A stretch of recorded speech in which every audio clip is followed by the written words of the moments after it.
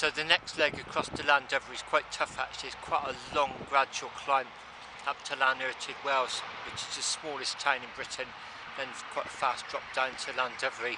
Then after Llandovery it really does start to get hilly. I'm really looking forward to it.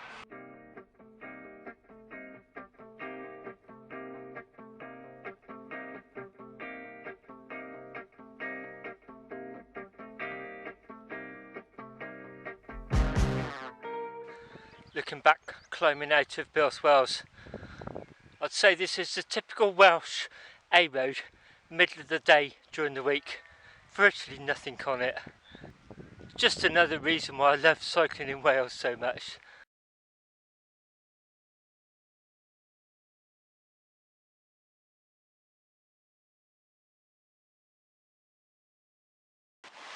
Well, it's now about 4 p.m. and I passed straight through Llandovery. I didn't bother stopping there because I'd already had my lunch at Builth Wells. I'm now taking a long climb that seems to go on forever from Llanurda across to Tregaron, but I'm running alongside this little stream. Oh, doesn't get much better than this. So at the top of this climb, at the very summit, there's a left-hand turn, and although I carry straight on, I don't take that left-hand turn. I will be coming back from the left, rejoining this road after dark tonight on my drop back down to Llandovery. So about 10 minutes ago my Garmin changed to 18 miles to go. That means 180 something. So I've mentioned it before on videos. My Garmin, anything over 100 miles, it counts down in blocks of 10.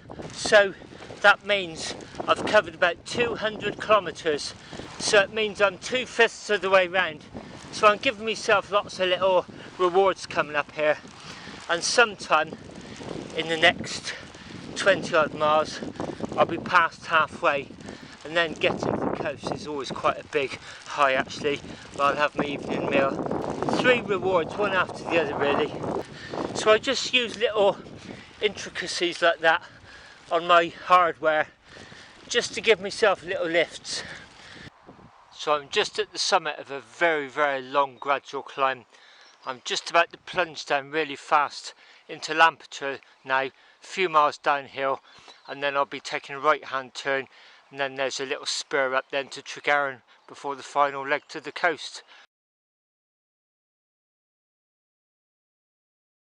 So 6:30 now and I'm in Tregaron at 151 miles.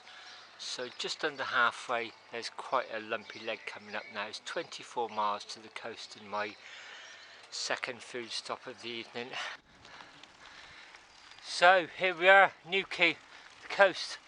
That last section was quite tough. Always is. So it's about 8:45 now. Hopefully there's going to be a chip shop open for me to sit down, have a meal in the warm. And it's now 1 a.m. I'm in a church porch, so I'm completely enclosed, four-sided. Feels really warm and cosy in here. So there's my bike. I've got my Garmin and my front light charging. They'll switch themselves off when they're fully charged. Here's my sleep system. So I'm using the space blanket as a ground sheet. There's my Sin mat, sleeping mat, about half inflated. My sole bivvy bag on top of it, and my pillow. Got my alarm clock there set for 3 a.m. so I'm going to grab a few hours sleep. See you in the morning.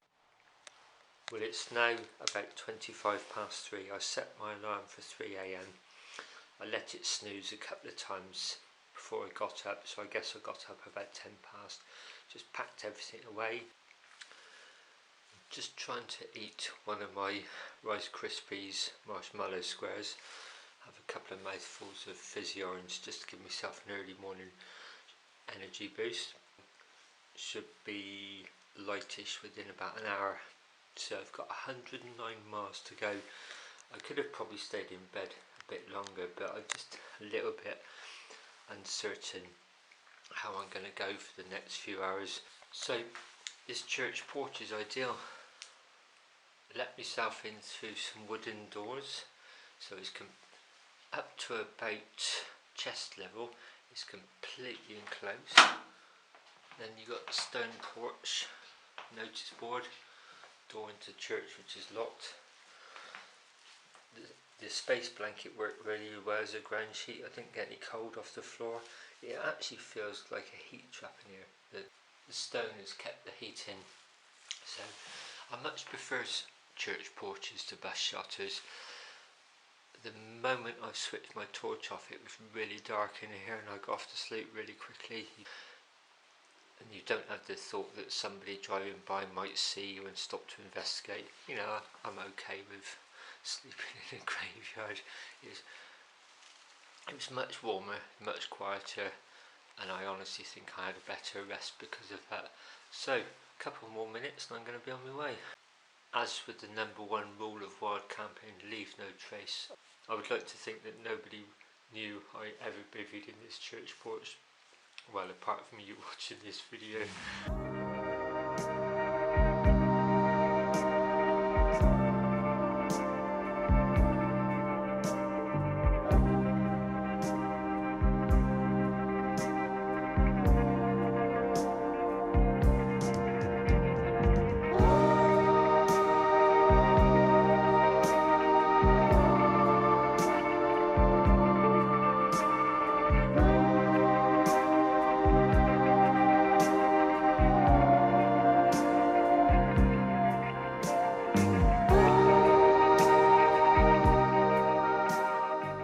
Now 5 AM and light.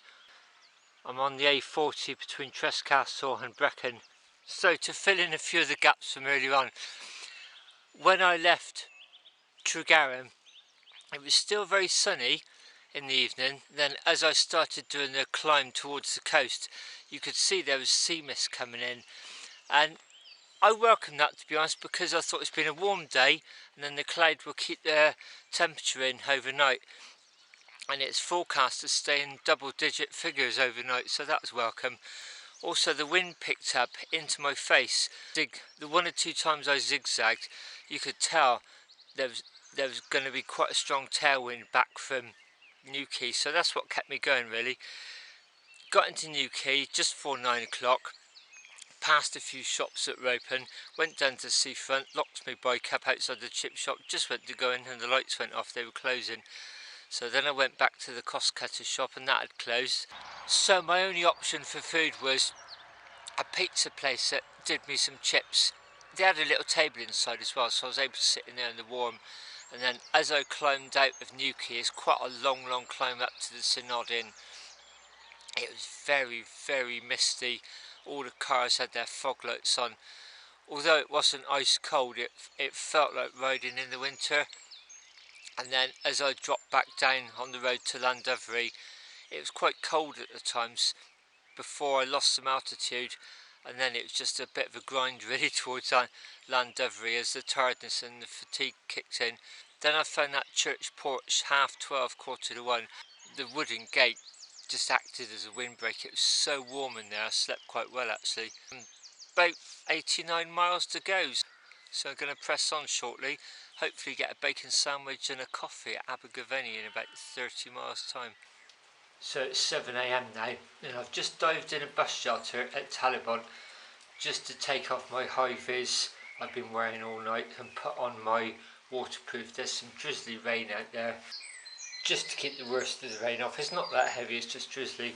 So I'm on this minor road that runs parallel to the A40, several more miles, and I'll turn left over the River Usk into Crickhowell, then it's A40 into Abergavenny. I'm probably going to sit inside in Subway. It's quick, it's cheap, it's cheerful, and it's always warm in there. So it's 8:20 now, and I'm in Abergavenny. I'm not having a lot of luck with eating places on this road. I came through Crickhowell, there's plenty of places open, but I fancied stopping at Abergavenny just to get the mileage under 60 miles. And I'd normally come to Bus Station Cafe, which does really good sausage and bacon coffees. It's a biker's cafe outdoors. I thought no, I'll go to Subway, I can sit indoors then. So I got to Subway, closed. It looks like it hadn't been open for days. So I've just been to a Premier mini store, get a coffee and a bar of chocolate. Not exactly the breakfast I was planning, but it'll do.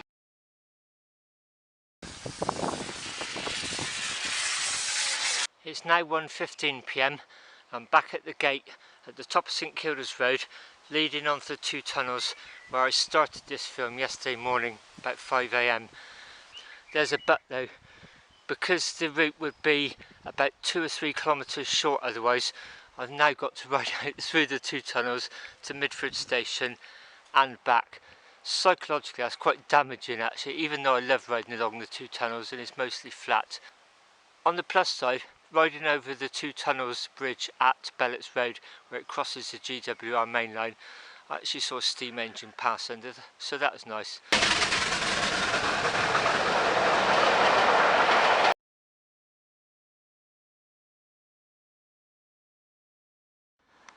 Well, the far end of Midford Station, which is the cut-off point, just need to retrace back now.